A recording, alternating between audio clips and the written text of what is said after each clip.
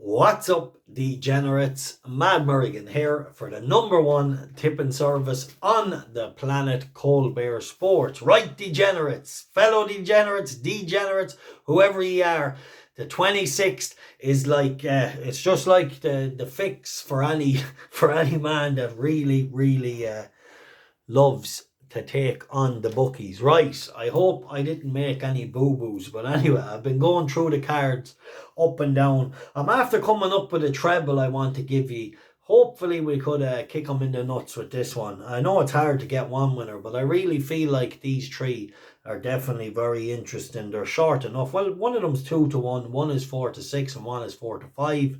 And I think with a clean round on the day, we could kick them in the nuts. Right, an interesting horse in Huntington. He is even money, but I think he'll win. Well, if he backs up his last run, he will. Then there's a horse in Wolverhampton at 4-1, who's definitely a very good horse. He has changed stables and he is returning from a bit of a break since he messed in the stalls at Goodwood, but he's a very good horse. Then I'm going to touch on a horse in the bumper in Down Royal. And then I'm going to take on the field with two horses in a massive handicap race in Leopardstown. So the bookie should be paying at least 19 places in that race. I think there's 27 runners. But anyway, right, we'll kick it off, so lads, with the Stevens's Day if you're in Ireland, or the Boxing Day if you're in England. On the 26th, I'm going to just jump straight into the treble for the crack. Right, Bravemasgame in the 155 in Kempton. Obviously, this is a really good horse. He jumps like a buck.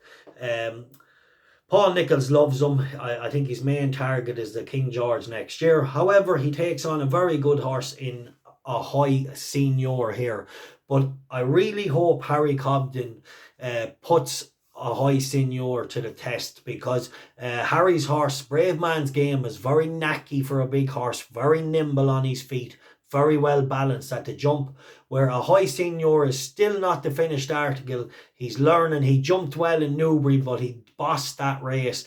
So Harry Cobden, if you're watching, do not give him any easy time of it. If you take him on, he will make mistakes because he's big and he's raw, and Kempton will be trappy for that horse. Your horse is nimble, he's quick at the board, he's scopy, he's long. Do not give a high senior a minute to get into his rhythm, and you will win, and win easy, because he might beat himself around here. Just because he's a very good horse, a high senior, but to jump around Kempton on his third run, I feel like he might be a small bit clumsy in a one or two spots if Harry Cobden takes him on and doesn't let him breathe.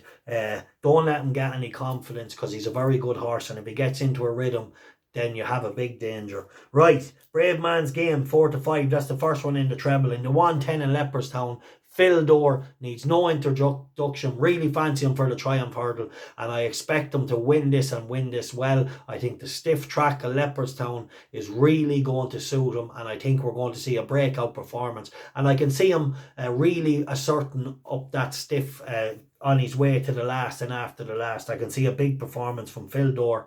Very nice horse. Very great mentality. He's just a proper horse, and for such a young horse, such a lightly raced horse, he has everything that a top class horse needs, mentality wise, with the laid backness, and then the minute he's given the hurry up, he's very good.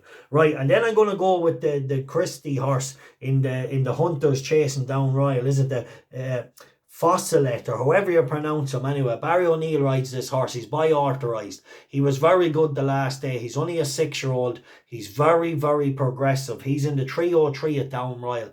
He returned with a really nice win the last day, and I think we might see this horse leave these ranks and come into some of the better races at some stage in the future, because he's young and he's very good. So yeah, he's definitely interesting.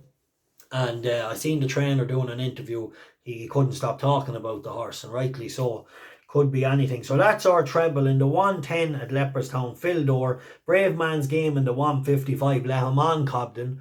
Don't let a high senior get into a rhythm, or you have a big danger. The other horse, Vaucelet, in the 303 at Down Mile. Very classy, very unexposed, could be anything. So there's a nice little point win treble, and hopefully we'll kick the bookies in the nuts. Then we'll go to Leopardstown in the 145 at Leopardstown. This is a handicap hurdle now. It's an interesting race. There's lots of runners and you can make a case for some horses, but I've took 2 horses out of it to take on the field with. I think they're both around the 10-1 mark. Salamanca Bay is very, very interesting. It's unexposed. The handbrake was on for a long time. They went for it the last day, but he was too green to do itself justice. The whole way down the straight, it just when they asked the question, they've been constantly holding on to it the whole time, and then when they asked the question of it, it just froze a minute. It was trying to run on, but it didn't, and I think it will have learned, and I think Connections have a nice horse on their hands. He was a bit keen for a while, so they've done a good job settling him, and I think he will step up, and I think it's a good race, but he has upside against the handicapper, and he should outrun his odds. And I like Hamunderson, or Hamunderson, is it? It's trained by Gordon Elliott. It's ridden by a young jockey, getting the £7 off. I think this is a good move.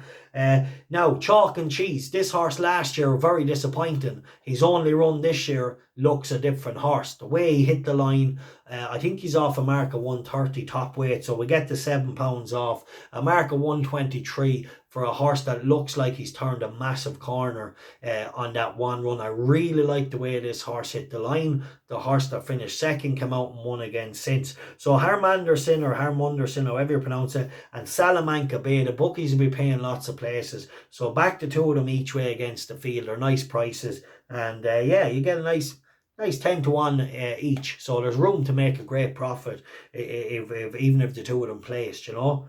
But I'd be expecting, I really would be expecting good runs from them, and I mean that, although it's a tricky race. Then we're going to jump to a horse in Wolverhampton. This is a very good horse. Now, he's changed stables. I don't know why. He's still in the same colours. He was with Ian Williams. He seemed to be doing a fantastic job with the horse. He's a very, very good horse. Now, he returns from a break and he's trained by Charlie Fellows.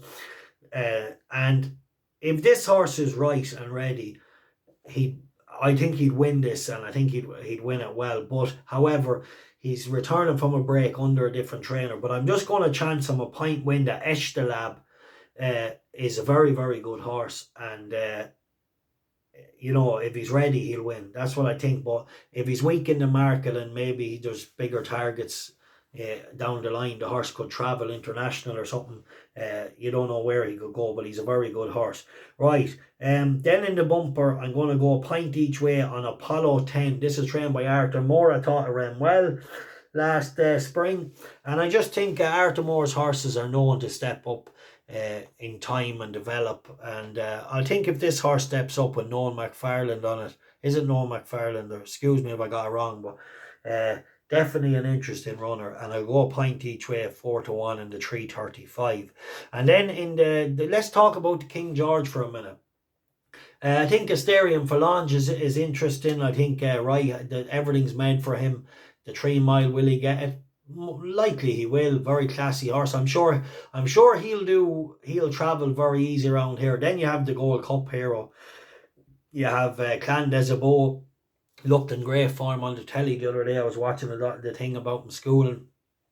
And yeah, I think Manila Indo is definitely the horse that really will be the danger, I think. But I'm going to take a little chance. I'll go a point each way on Asterion Phalange.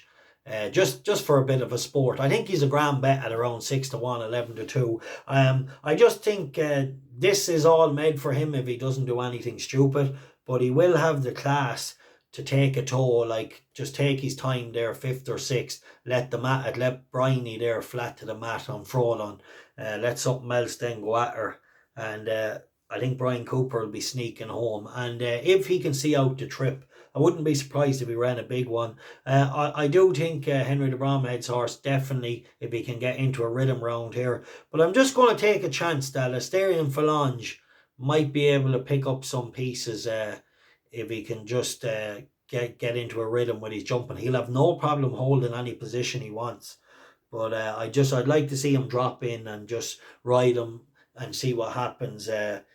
And if he stays on his feet, he'll be bang there. Right, Gailileo Silver in the 222 of Huntington should win around the even money mark. I think he'll win a point win if he backs up his last run. However, he can be a bit quirky. It's trained by Sam Thomas, but if the jockey lets him on and doesn't be codding, I think he'll follow up and win. Right, enjoy the Christmas. They're my selections for Boxing Day, Stevens' Day. Anyway, if I find that else, I will be back. And I have a few selections for the service, lads, so don't worry. We're looking at 1, 2, 3, 4, 5. I think we have 5 for the service. There'll be some in the bronze, silver and gold. You know the drill. There'll be a few there anyway. I like some horses. Let's kick them in the nuts. Happy Christmas, motherfuckers. Cold Bear Sports, you know where it's at. Right, codding is over.